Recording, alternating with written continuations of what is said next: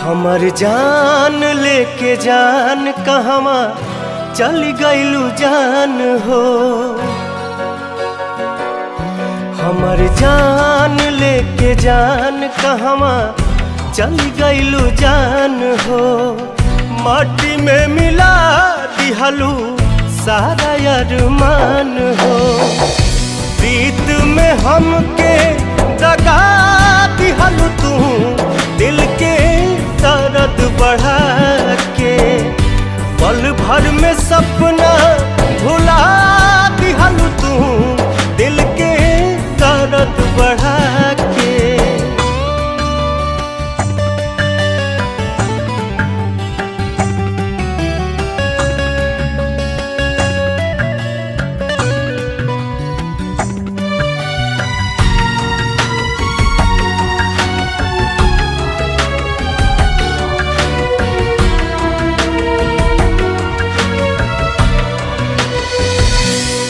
छीन लिहलू तू चहना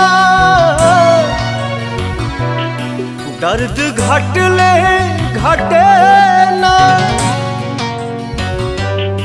कट गइल पंख अब ता ना उड़ी मन के मैना। चारू ओर छा गइल गम के बदरिया।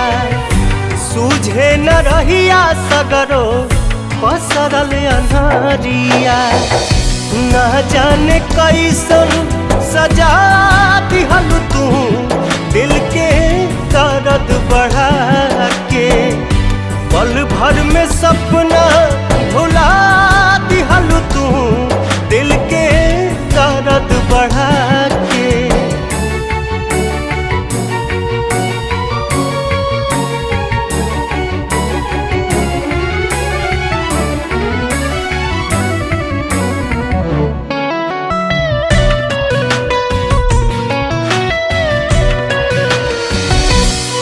रह गइल अब का बाकी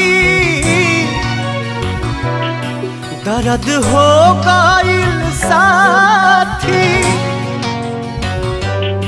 दिल जे तुर ले के कैसे दिल दी माफी।